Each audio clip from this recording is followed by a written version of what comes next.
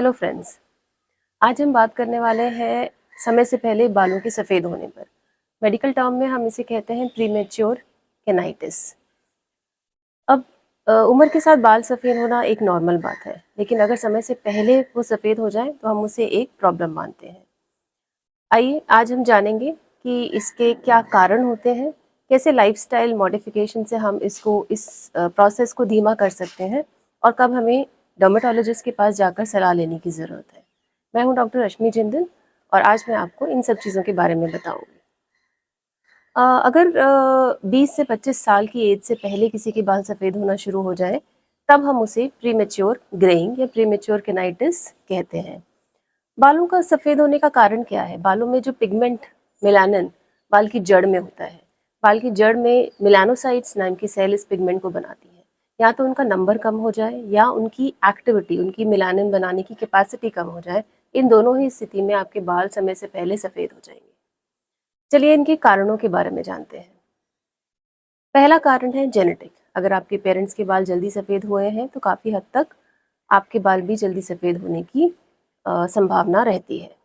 दूसरा इम्पॉर्टेंट कारण है हमारी बॉडी में ऑक्सीडेटिव स्ट्रेस का होना। ये ऑक्सीडेटिव स्ट्रेस पॉल्यूशन की वजह से हो सकता है, ये हमारे अनहेल्दी लाइफस्टाइल की वजह से भी हो सकता है। इसकी वजह से मेलानोसाइट्स डैमेज हो जाती हैं और वो अपना काम पिगमेंट बनाना नहीं कर पाती।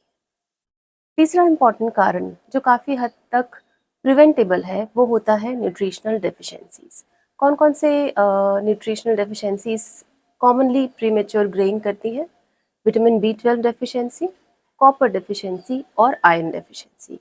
इन सब की पर्याप्त मात्रा हमारी बॉडी में होना बहुत ज़रूरी है हमारे बालों की नेचुरल ब्लैकनिंग के लिए और नेचुरल हेल्थ के लिए। कभी कभी कुछ ऑटो इम्यून डिजीजेज या कुछ थायराइड प्रॉब्लम्स भी कारण होती हैं हमारे बालों के जल्दी सफ़ेद होने का।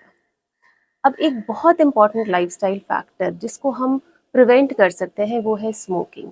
रिसर्च में देखा गया है कि स्मोकिंग का सबसे ज़्यादा एसोसिएशन रहता है प्रीमेच्योर ग्रेइंग के लिए। आजकल के अनहेल्दी लाइफस्टाइल में हमने देखा है कि छोटे बच्चे भी ओबीस हो जाते हैं, उनका वज़न बढ़ जाता है, उनको डायबिटीज़ हो जाती है, उनको हाइपरटेंशन हो जाता है। इस सब को कलेक्टिवली हम कहते हैं मेटाबॉलिक सिंड्रोम। मेटाबॉलिक सिंड्रोम भी काफ़ी हद तक प्रीमेच्योर ग्रेइंग के लिए ज़िम्मेदार है आजकल के लाइफस्टाइल में। सो जब आप नोटिस करेंगे कि अगर आपके बच्चों के आपके खुद के बाल समय से पहले सफ़ेद हो गए हैं और आप एक डर्मेटोलॉजिस्ट के पास कंसल्टेशन के लिए जाएंगे, तो कुछ बेसिक ब्लड टेस्ट वो आपको एडवाइस करेंगे। इन ब्लड टेस्ट में ब्लड शुगर आएगा, बॉडी में कोलेस्ट्रॉल की मात्रा कितनी है, thyroid level, vitamin B12, vitamin D, iron के लेवल और आपका बेसिक हीमोग्लोबिन। ये बेसिक इन्वेस्टिगेशंस हैं जो आपको ज़रूर करानी चाहिए अगर आप प्रीमेच्योर ग्रेइंग से जूझ रहे हैं। और इसके बाद एक डर्मेटोलॉजिस्ट आपका प्रॉपर ट्रीटमेंट प्लान डिवाइस कर सकता है। जिस भी न्यूट्रिशन की स्पेसिफिक डेफिशिएंसी है उसको पूरा करना, जिस भी प्रॉब्लम, चाहे वो थायराइड प्रॉब्लम है, चाहे वो कोई और ऑटोइम्यून प्रॉब्लम है, उसको ठीक करना, ये हमारे बेसिक स्टेप्स हैं। तभी हम अपनी प्रीमेच्योर ग्रेइंग को रोक पाएंगे। आइए अब कुछ सवालों के जवाब जानते हैं। बचपन में हमारे बड़े बुजुर्ग हमेशा कहते थे कि अगर आपके एक दो सफ़ेद बाल हैं तो उन्हें तोड़िए मत, आसपास के बाल भी सफ़ेद हो जाएंगे। इसमें क्या सच्चाई है? साइंटिफिकली सोचे तो ऐसा नहीं हो सकता, क्योंकि बालों की जड़ से अगर मेलानिन का बनना एक जड़ से बंद हुआ है, उस जड़ को तोड़ने से आसपास की जड़ों पे कोई इफेक्ट नहीं होगा। लेकिन ये एक अच्छी हैबिट नहीं है। क्यों? जब हम एक बाल को खींच कर तोड़ते हैं तो उसकी जड़ में सूजन आ जाती है और वो नया बाल प्रोड्यूस करना बंद कर देती है।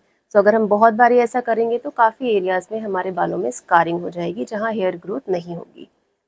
दूसरा कॉमन हम चीज़ सुनने में हमारे आता है कि अगर हम ऑयल लगाते रहेंगे तो हमारे बाल सफ़ेद नहीं होंगे।